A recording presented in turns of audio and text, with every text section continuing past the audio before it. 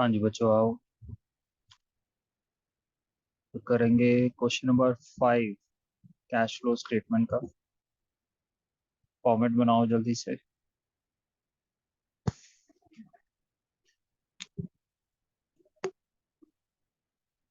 तो क्वेश्चन है आपका, prepare cash flow statement from the balance balance sheet of लाइवा लिमिटेड। बैलेंस शीट गिवन है। बैलेंस शीट में कुछ एडजस्टमेंट्स नजर आ रही हैं। नंबर 1 है depreciation on property plant and equipment. 50,000 की डेप्रिसिएशन गिवन है। फिर एक फर्नीचर सोल्ड की आपको एडजस्टमेंट गिवन है। Furniture costing 10,000 was sold at a loss of 4,000। Sale की एडजस्टमेंट है, लॉस ऑन सेल दे रखा है। नेक्स्ट आपको debenture were redeemed on 1 April 2021। Debenture से रिडम्पशन की आपको डेट गिवन है और साथ में कुछ परसेंटेज गिवन है कि प्रीमियम पे रिडीम हुआ है। तो बच्चों इसमें दो इंफॉर्मेशन है। एक तो डेट है, डेट आप यूज कर लेंगे इंटरेस्ट निकालने के लिए, ठीक है जी। और प्रीमियम ऑफ 5% पे रिडम्पशन हुई है, तो वो रिडम्पशन फाइनेंसिंग एक्टिविटी में जब आप लिखेंगे फिर आपको प्रीमियम के साथ रिडीम करना है। प्रीमियम का मतलब होता है एक्स्ट्रा अमाउंट पे किया है, तो पेमेंट एक्स्ट्रा अमाउंट के साथ आप कर दो उसमें फाइनेंसिंग एक्टिविटी में बस। लास्ट है आपका टैक्स पेड। टैक्स का अकाउंट बनेगा। तो आपकी एडजस्टमेंट वर्किंग नोट्स में आ जाओ।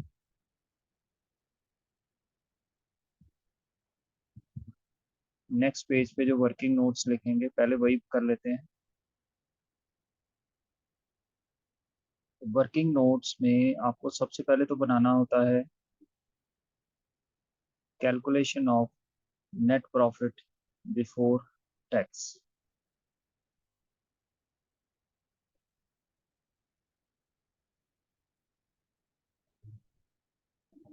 इसमें आपको चाहिए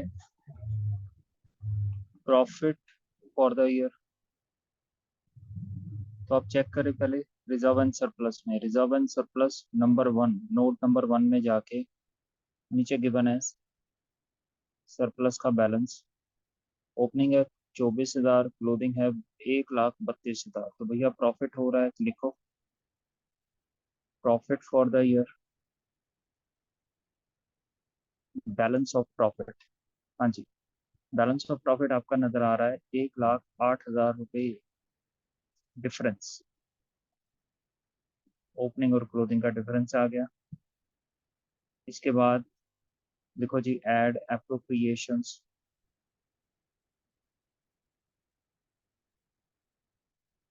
एप्रोप्रिएशंस में सबसे पहले नंबर पे आपको रिजर्व एंड सरप्लस में कोई भी रिजर्व में ट्रांसफर किया है वो चेक करना है। तो रिजर्व एंड सरप्लस में कोई रिजर्व नहीं है जी, नहीं है। आगे बढ़ते हैं। नंबर 2 पे आपको देखना होता है प्रोविजन फॉर टैक्स। क्या प्रोविजन फॉर टैक्स है? बिल्कुल है। फिर आपको ये चेक करना है कि क्या प्रोविजन फॉर टैक्स के अकाउंट बनेगा या डायरेक्ट फिगर लेंगे। अकाउंट तब बनता है जब एडिशनल इंफॉर्मेशन में कुछ आपको टैक्स से रिलेटेड कोई आइटम गिवन है। तो अभी हमने पढ़ा है एडजस्टमेंट नंबर 4 में टैक्स से रिलेटेड एक आइटम गिवन है टैक्स पेड। तो इसका एक जल्दी से अकाउंट बना दे। बच्चों इसमें एक करेक्शन है। ये नोट नंबर 2 जो दे रखा है ना, इसको प्रोविजन फॉर टैक्स से काट के अदर लाइबिलिटीज में ले जाओ भैया। ये अदर लाइबिलिटी की डिटेल का दे रखा है। नीचे आप देखोगे नोट नंबर 2 में अदर करंट लाइबिलिटी गिवन है, प्रीमियम ऑन रिडम्पशन, ठीक है। तो ये प्रोविजन का नोट नहीं है, इसको यहाँ से काट के ऊपर लिख दो। आओ जी, प्रोविजन फॉर टैक्स अकाउंट बनाना है। Working note number 2, provision for tax.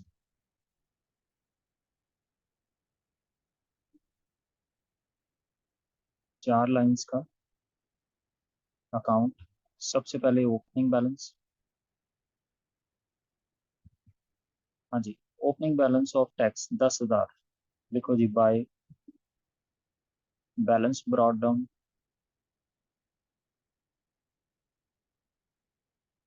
फिर आप डेबिट साइड में दो लाइंस छोड़ के लिखो to balance carried down. Carried down में आ जाएगा 15,000।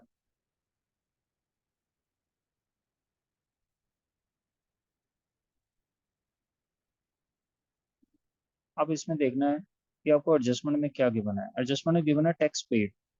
टैक्स पेड हमारा आता है डेबिट साइड में, लिखो जी टू कैश अकाउंट, ब्रैकेट में टैक्स पेड। टैक्स पेड कितना है? 13,000 रुपये। अब बैलेंसिंग फिगर हमारी आ रही है क्रेडिट साइड में बैलेंस, तो बैलेंस करके लिख दो इसको। पहले तो यहाँ पे क्रेडिट साइड में लिखेंगे by statement of profit and loss, bracket में लिखो टैक्स मेड, बैलेंस कर दो।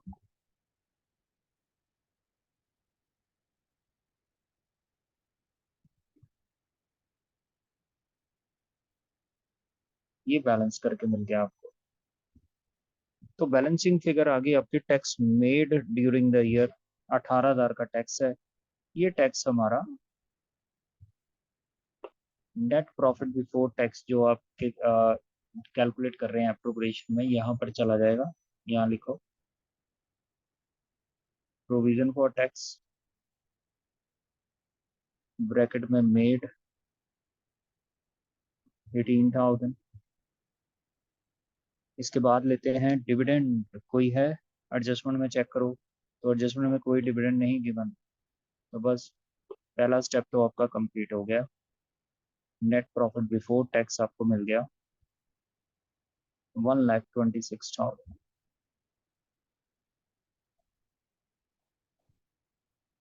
ठीक है जी। इसके बाद अब जो एडजस्टमेंट गिवन है कंप्लीट कर लेते हैं।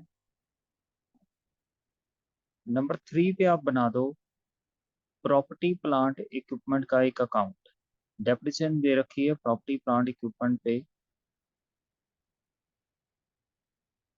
और ऊपर नजर आ रहा है प्रॉपर्टी प्लांट इक्विपमेंट का balance.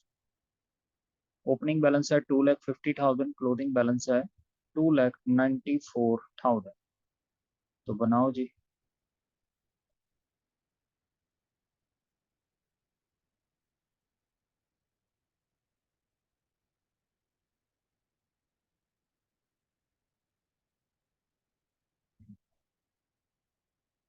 Property plant and equipment account.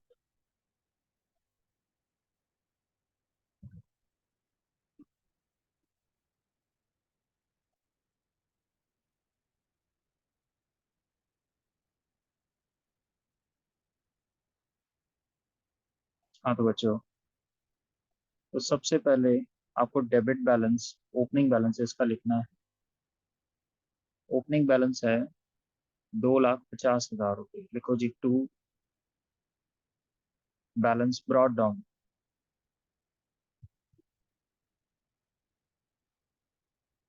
फिर इससे रिलेटेड एडजस्टमेंट्स पड़ेंगे। आओ जी। एडजस्टमेंट में सबसे पहले आपको दे रखा है depreciation on property plant equipment, कितनी है? 50,000। लिखो जी इसको। ये हमारी आएगी क्रेडिट साइड में बाय डेप्रिसिएशन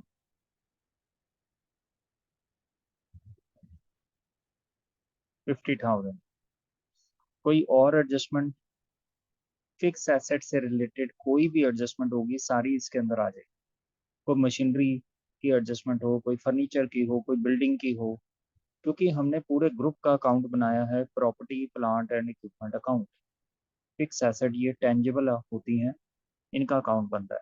तो आपको सेकंड एडजस्टमेंट गिवन है। सेकंड एडजस्टमेंट पढ़ेंगे furniture. Furniture costing 10,000, sold at a loss of 4,000। तो वो जो सेल की एडजस्टमेंट गिवन है, सेल में मुझे दो फिगर्स लिखनी होती हैं। सबसे पहले तो बाय कैश, ब्रैकेट में सेल वैल्यू। सेल वैल्यू मुझे बता नहीं रखी, कोई बात नहीं, निकाल लेते हैं। तो सेल वैल्यू एक तो लिखनी है, दूसरा मुझे लिखना होता है लॉस या प्रॉफिट में से एक। तो लॉस मेरा क्रेडिट साइड में आता है, प्रॉफिट डेबिट साइड में आता है अकाउंट में। मुझे ऑलरेडी लॉस गिवन है 4,000 रुपये का, तो वो मैं पहले लिख देता हूँ फिर से, by statement of profit and loss, bracket में लॉस ऑन सेल 4,000 रुपये।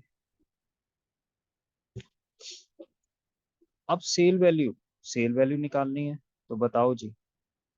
फर्नीचर कह रहा है कॉस्टिंग 10,000, 10,000 का फर्नीचर था, 4,000 के लॉस पे बेच दिया, तो कितने का बेचा होगा? तो ऑब्वियस है, अगर मुझे बेचने में लॉस हुआ है तो 6,000 का बिका होगा जो फर्नीचर है। कॉस्ट उसकी 10,000 है, 4,000 लॉस के साथ बेचा है, तो 6,000 तो मिल गए होंगे, तो 6,000 मैं सेल वैल्यू में डाल दूंगा, और बाकी 4,000 का लॉस हो गया, वो तो गिवन ही है। ठीक है सर। तो पहली एडजस्टमेंट हो गई, दूसरी हो गई। इसके बाद कोई और इस एसेट से रिलेटेड गिवन है वो चेक करनी है पहले। तो नंबर 3 में तो डिबेंचर की बात कर रहा है, वो हम बाद में देखते हैं क्या है। और नंबर 4 में टैक्स है, वो भी हो चुकी है, टैक्स का हमने अकाउंट बना दिया। तो एसेट से रिलेटेड और कुछ भी नहीं है। तो आओ इसको क्लोज करते हैं। क्लोज करने के लिए पहले मुझे लिखना पड़ेगा by balance carried down last में।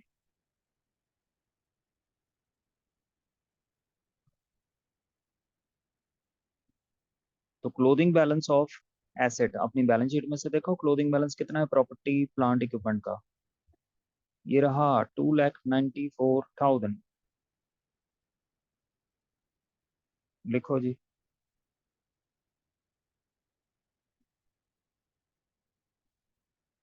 अब इसको बैलेंस करो।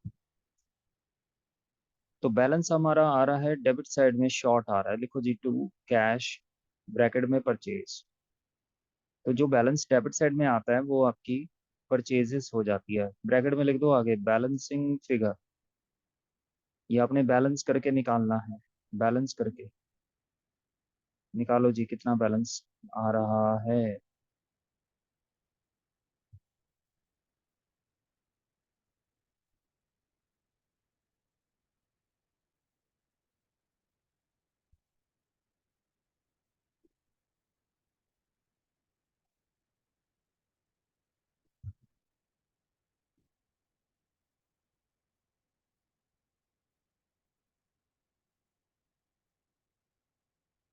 तो 1,04,000 रुपये आपका बैलेंस आ गया।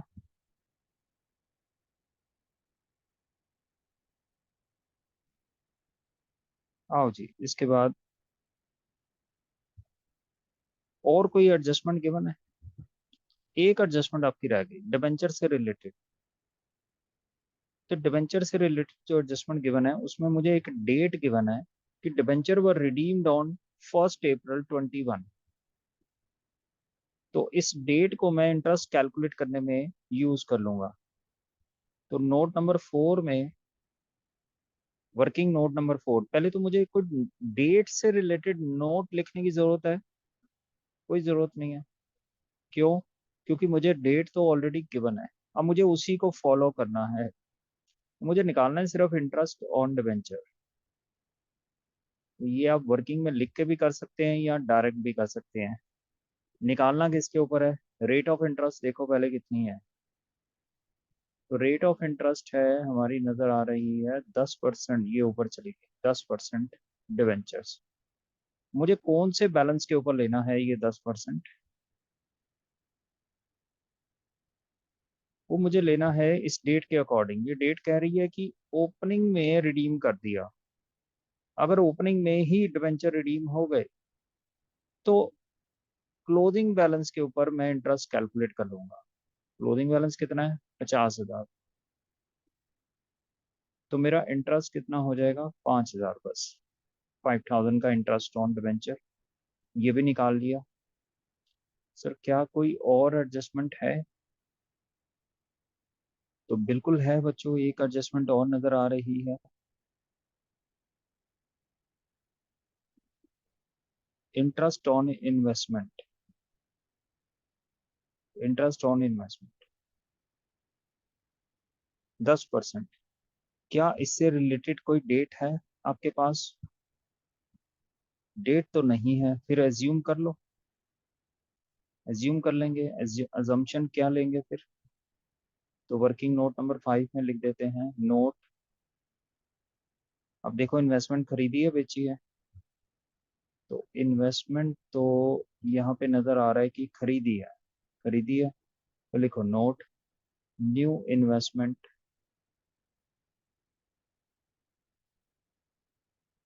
Purchased on 31 March 2022 closing date पे, और उसी के नीचे इंटरेस्ट ऑन इन्वेस्टमेंट कैलकुलेट कर लेते हैं।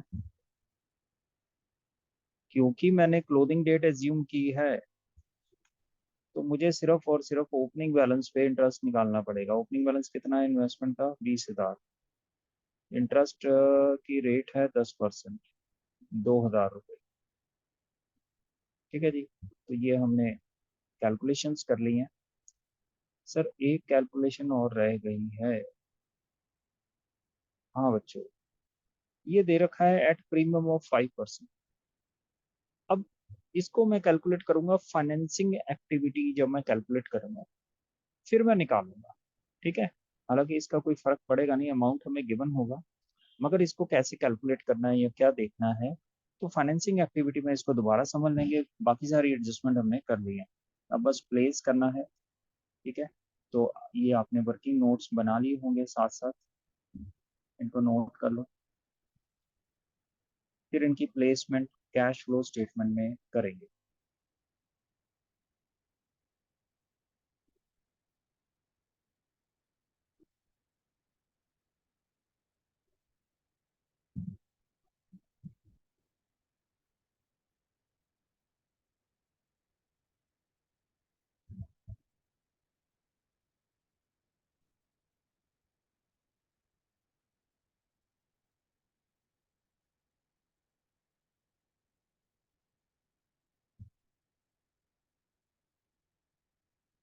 ठीक है बच्चों, नोट कर लिया? आओ स्टार्ट करते हैं। फॉर्मेट में आ जाए, बस अब आपको जल्दी से लिखना ही है बस। Cash flow from operating activities, format भर लेना, पर्टिकुलर्स।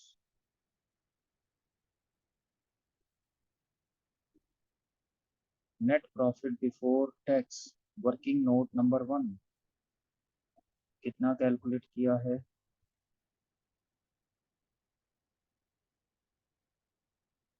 1,26,000 रुपये लिख दो। Add non cash expenses and non operating expenses. सबसे पहले डेप्रिसिएशन। अब डेप्रिसिएशन के लिए हमने इतना बड़ा अकाउंट बना रखा है एसेट का, वहीं से मिलेगी। तो जब भी आप एसेट अकाउंट में से फिगर्स लेते हैं, तो डेप्रिसिएशन पहले ले लो, 4,000, 50,000 रुपये। Depreciation charge 50,000। नंबर 1 पे ये ले लेना है। नंबर 2 पे आप साथ में ही लॉस ऑन सेल ले लिया करो, क्योंकि लॉस ऑन सेल भी आपकी नॉन ऑपरेटिंग एक्सपेंस में ही आता है। तो लिखो जी लॉस ऑन सेल, ये आपको एसेट अकाउंट से दोनों फिगर्स मिल जाएंगे। ठीक है, ठीक है। उसके बाद आपको फॉर्मेट में क्या ढूंढना होता है, अपने फॉर्मेट के अकॉर्डिंग चलना है। तो उसके बाद हम देखते हैं इंटेंजिबल एसेट अगर कोई है। तो इंटेंजिबल एसेट तो कोई भी नहीं है इसमें, सिर्फ प्रॉपर्टी प्लांट इक्विपमेंट दे रखा है। उसके बाद नॉन करंट इन्वेस्टमेंट है। ठीक है ना, क्वेश्चन में, क्वेश्चन आपके पास है ही है साथ में। इंटेंजिबल एसेट नहीं है, और क्या चेक करते हैं? उसके बाद हम लेते हैं interest on long term borrowing and short term borrowing. तो शॉर्ट टर्म बोरिंग तो कोई नहीं है इसमें। लॉन्ग टर्म बोरिंग का इंटरेस्ट 10%, वो हमने कैलकुलेट कर रखा है, वो कैलकुलेट किया था अभी क्लोजिंग बैलेंस पे। नोट नंबर 4 में आपने 5,000 रुपये इंटरेस्ट निकाला है, ले लो। इंटरेस्ट ऑन डिबेंचर्स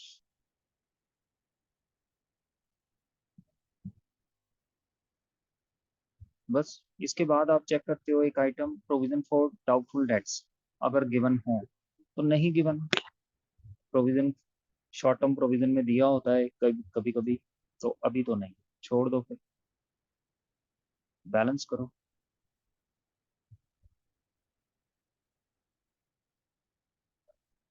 तो ये बैलेंस आपको मिल रहा है 1,85,000, लेस लिखें, less non operating income,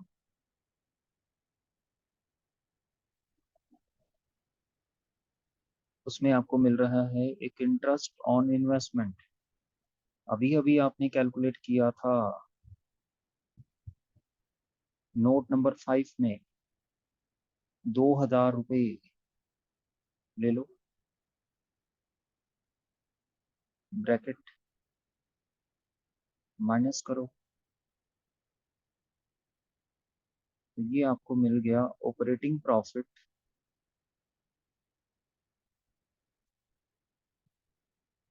before working capital changes. उसके बाद add decrease in CA and increase in CL. जल्दी से चेक करें, सीए कोई कोई ऐसी सीए जो कम हो रही हो, तो सीए में तो कुछ नहीं है, दोनों बढ़ रही हैं, दो आनी है, इन्वेंट्रीज और ट्रेड रिसीवेबल दोनों बढ़ रही हैं। सीएल में ट्रेड पेबल बढ़ रहे हैं तो वो हमें चाहिए, लाइबिलिटी इंक्रीज होने पे चाहिए होती है, तो लिखो जी trade payable 48,000। Other current liability, other current liability वैसे कम हो रही है, मगर अदर करंट लाइबिलिटी एक एक्सेप्शन होती है, प्रीमियम ऑन रिडक्शन अगर इसके अंदर दे रखा है तो वो मेरी फाइनेंसिंग एक्टिविटी में आता है, फाइनेंसिंग एक्टिविटी। तो लिखा हुआ है premium on redemption of debenture, note number 2 में जाके देखो, क्वेश्चन में देख लेते हैं, ये तो सामने क्वेश्चन आ गया।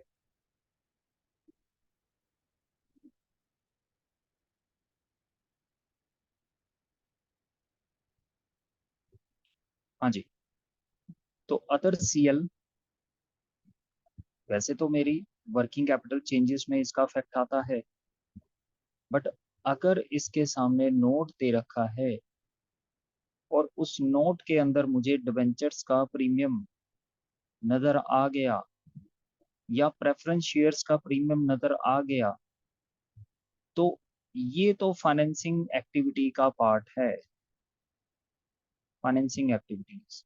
और मीनिंग क्या होता है वो अभी फाइनेंसिंग एक्टिविटी में जब लिखेंगे फिर साथ में समझ लेंगे। हाँ, इतना मुझे पता है कि डिबेंचर और प्रेफरेंस शेयर दोनों के दोनों फाइनेंसिंग एक्टिविटी का पार्ट है, तो यहाँ पे तो नहीं आएंगे, ठीक है ना। तो वैसे भी ये मेरे डिक्रीज हो रहे हैं, तो चाहे इंक्रीज हो रहे हैं चाहे डिक्रीज हो रहे हैं, आपका premium on redemption financing activity में जाता है। इसके अलावा और कोई करंट एसेट्स या करंट लाइबिलिटी जो ऐड होनी हो।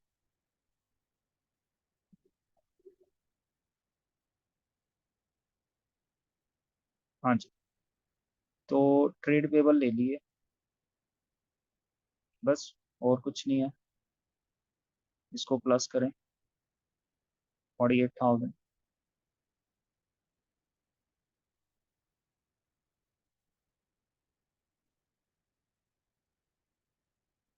अब लेस वाली figures, less increase in C A and decrease in C L. आ जाओ फिर वापस, तो सबसे पहले आप लिखो इन्वेंट्रीज और ट्रेड रिसीवेबल दोनों के दोनों बढ़ रहे हैं। इन्वेंट्री बढ़ रही है आपकी, इन्वेंट्री का डिफरेंस निकाल लो,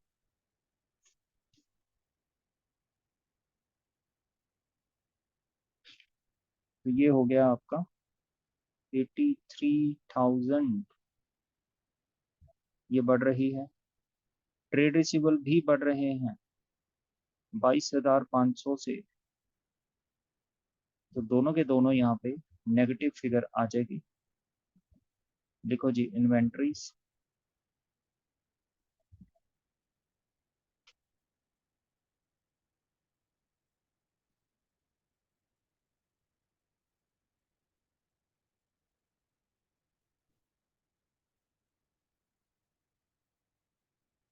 इनर कॉलम में लिख दो ब्रैकेट।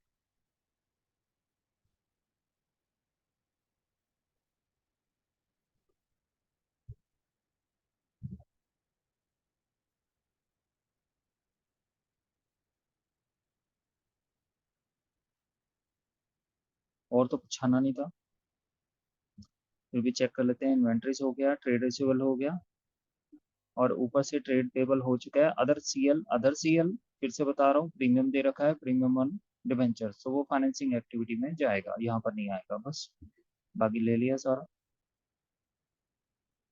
बैलेंस कर दो।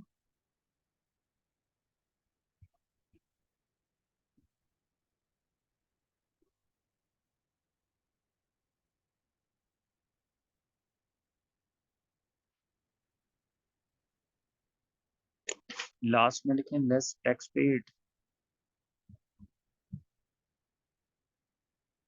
टैक्स पेड आपको अकाउंट से मिल जाएगा, अकाउंट की डेबिट साइड में वर्किंग नोट्स में आपने बना रखा है।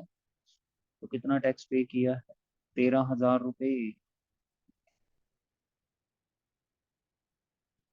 माइनस करो, और ये आपका फाइनल ऑपरेटिंग एक्टिविटी का आंसर आ गया।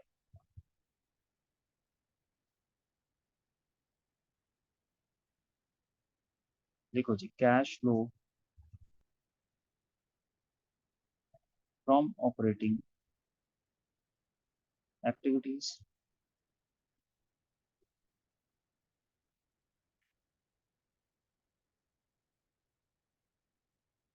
इसी के बाद लिखो कॉन्टिन्यूटी में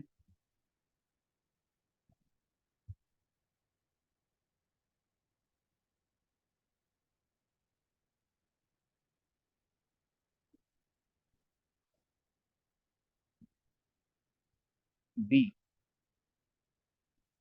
cash flow from investing activities.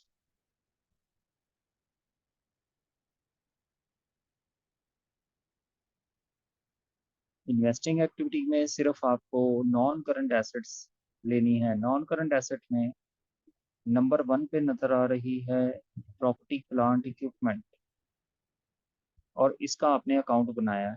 Account में से परचेज और सेल ले लीजिए। और दूसरे नंबर पे आपको ये देखना है नॉन करंट इन्वेस्टमेंट भी है, इसका अकाउंट नहीं बनाया हुआ है, इसका डायरेक्ट ले लेंगे। तो पहले हम प्रॉपर्टी प्लांट इक्विपमेंट अपने अकाउंट में जाते हैं। अकाउंट आपने बना रखा है, ये रहा, स्क्रीन पे भी आ गया आपके सामने। तो इसमें से मुझे क्या चाहिए? इसमें मुझे सिर्फ सेल और परचेज की फिगर चाहिए, ये कितना कैश इनफ्लो और आउटफ्लो हो रहा है। तो सेल हो रही है 6,000 रुपये, परचेज हो रही है 1,04,000 रुपये। लिखो जी, सबसे पहले मुझे सेल लिख लेनी चाहिए। सेल ऑफ हमें गिवन था नाम स्पेसिफिक फर्नीचर, फर्नीचर बेचा है जी। सेल ऑफ फर्नीचर 6,000 रुपये, पॉजिटिव फिगर है, पैसा आ रहा है। और फिर लिखते हैं purchases of property plant equipment 1,04,000 रुपये। हो गया। इसके बाद, इसके बाद और देखो कोई एसेट एक और थी, बी पार्ट। इसमें दे रखा था नॉन करंट इन्वेस्टमेंट्स। सेल हो रही, परचेज सर सेल हो रही है कितनी? 28,000 रुपये। 28,000 की परचेज हो रही है, बढ़ रही है ना, सेल नहीं हो रही, परचेज हो रही है 28,000 की। तो लिखो जी purchases of non current investment 28,000। अब जैसे ही इन्वेस्टमेंट आप लिखते हो, चाहे सेल हो रही है चाहे परचेज हो रही है, उसका इंटरेस्ट जरूर चेक करो। हाँ सर है इंटरेस्ट ऑन इन्वेस्टमेंट, तो लिखो फिर। क्या दोबारा कैलकुलेट करना है? नहीं सर, नोट नंबर 5 में निकाला हुआ है, या आपने पहले भी ले रखा है, ये देखो, ये रही, ये फिगर 2000 रुपये इंटरेस्ट ऑन इन्वेस्टमेंट ले रखा है, तो सेम अमाउंट लेना है, बार बार मत निकालने बैठ जाना, बस और कुछ नहीं है। इसकी फाइनल फिगर बाहर लिखो।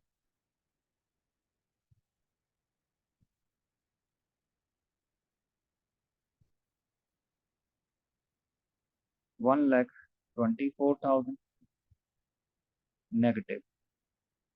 लिखो जी, cash flow used in investing activities.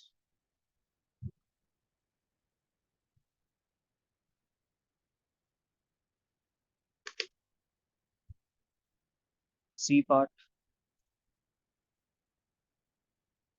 Cash flow from financing activities.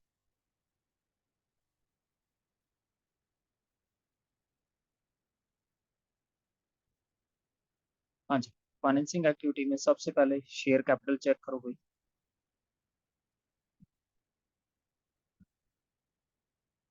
Share capital given है, बढ़ रही है, इशू हो रही है, कितनी, डिफरेंस निकाल लो, 1,30,000, तो लिखो issue of share capital.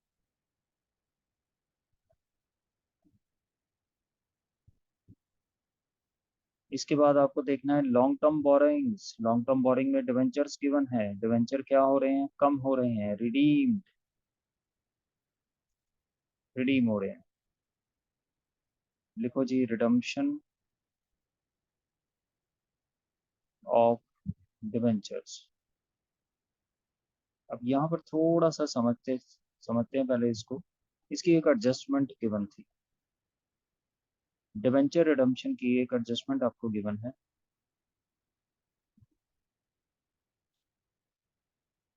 Debenture मेरे रिडीम हो रहे हैं इस साल 1 लाख रुपए, 1 लाख रुपए के डिवेंचर कम हो रहे हैं, पेमेंट हो रही है, लोन वापस कर रहे हैं। डिवेंचर पहले 1.5 लाख थे, अब 50,000 हो गए, तो 1 लाख रुपए वापस कर दिए। नीचे एडजस्टमेंट नंबर 3 में कह रहा है कि इस साल जो डिवेंचर रिडीम किए हैं,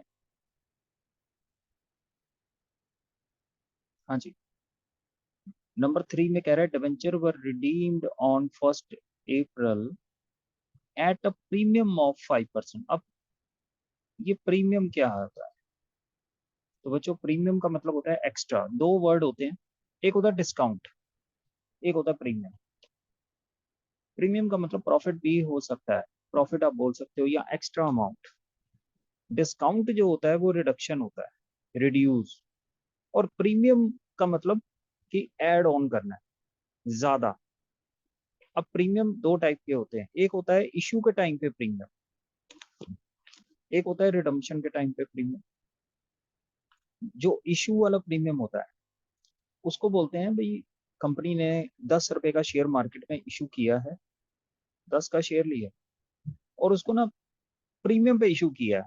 प्रीमियम मतलब एक्स्ट्रा अमाउंट, कितना, कोई भी, 1 रुपए, 2 रुपए, 6 रुपए, 5 रुपए। तो 11 रुपए मान लो, इसमें मैंने 1 रुपए का प्रीमियम अगर ले लिया तो 11 रुपए इशू किया।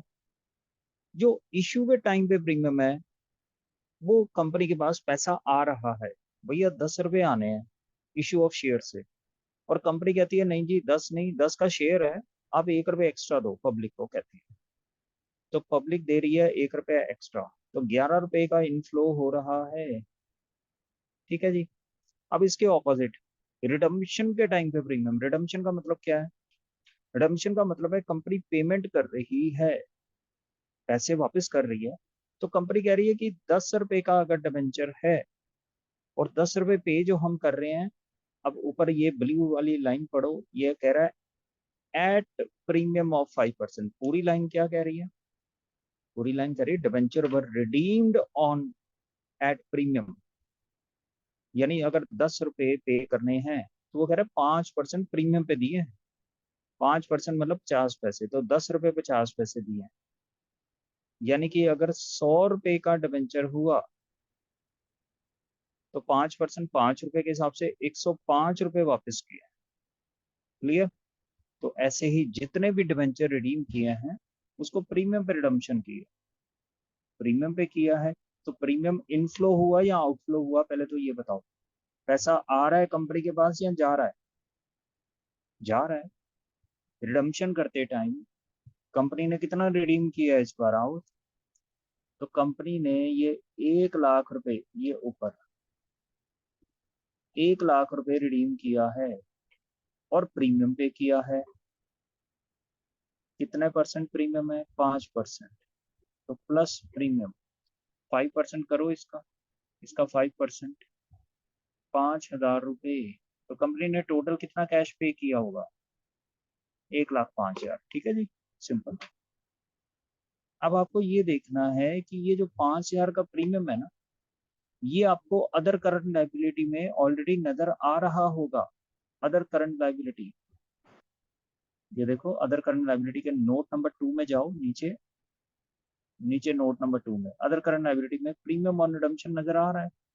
तो बस इसका डिफरेंस चेक करो, सेम अमाउंट है या नहीं है।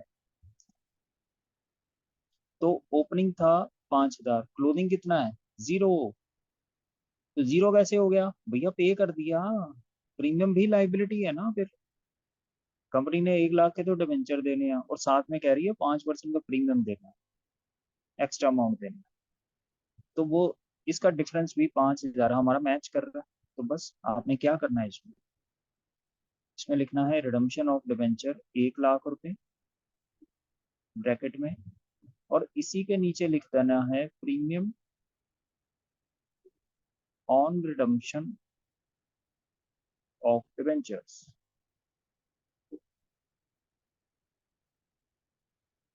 कितना लिखना है चेक कर लो डिफरेंस। 5% हमने निकाला है, वो भी 5,000 है, और वो यही 5,000 है जो डिक्रीज हो रहा है। आपके नोट नंबर 2 में चेक करो, other current liabilities, premium on redemption, opening balance था 5,000, क्लोजिंग कितना है? 0। 0 कैसे हो गया? पे कर दिया भैया। कितना पे किया? पूरा का पूरा पे कर दिया, 5,000। ठीक है, तो 5,000 यहाँ पर लिख दो बस। 5% का क्या करना है? अरे भैया 5% कुछ नहीं करना, 5% आपका सेम अमाउंट आ रहा है।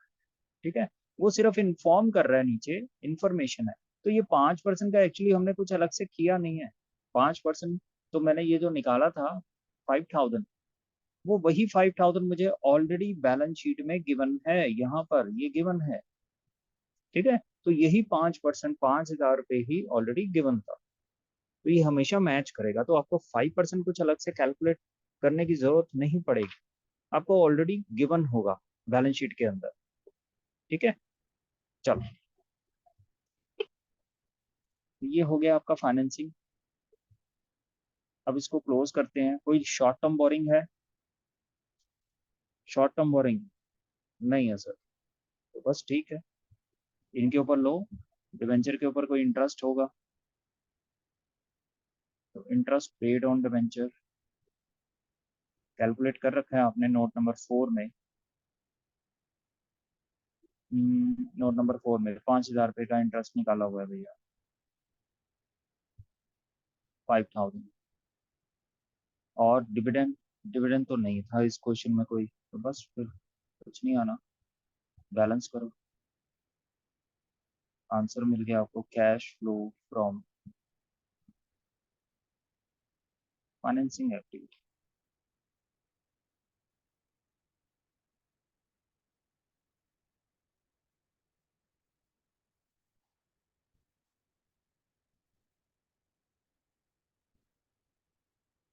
20,000।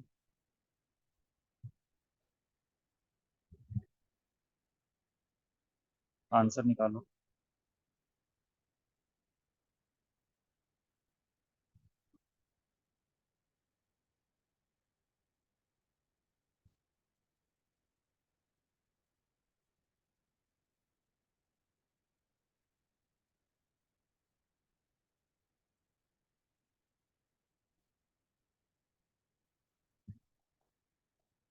ये आपका आ रहा है A+B+C करके 8,500।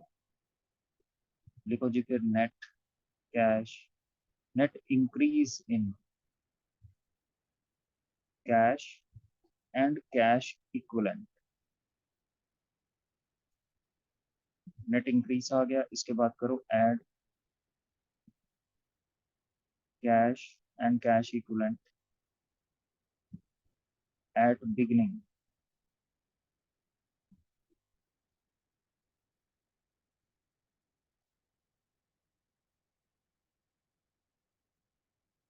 एट बिगिनिंग, तो वो हमें कैलकुलेट करना पड़ेगा कैसे. तो एक तो opening balance of cash and cash equivalent, वो मुझे गिवन है 9500. फिर प्लस करंट इन्वेस्टमेंट इसमें ऐड कर देते हैं. करंट इन्वेस्टमेंट का ओपनिंग बैलेंस कितना है? करंट इन्वेस्टमेंट का ओपनिंग बैलेंस है 60,000. तो total cash and cash equivalent आ गया ओपनिंग में 69,500. इसके बाद closing cash and cash equivalent at end, वो भी मैच कर लेते हैं उसी तरीके से. तो कैश एंड कैश इक्विवेलेंट का क्लोथिंग बैलेंस कितना है बोलो? 24,000. और करंट इन्वेस्टमेंट का क्लोथिंग बैलेंस कितना है? तो करंट इन्वेस्टमेंट का क्लोथिंग बैलेंस है 54,000. तो बच्चों ये हो गया आपका टोटल 78,000. अब एक बार मैच कर लो, क्या इन दोनों को प्लस करके 78,000 बन रहा है? हाँ जी सर, बन रहा है. तो बस कैश फ्लो आपकी मैच कर रही है. ये हो गया आपका क्वेश्चन नंबर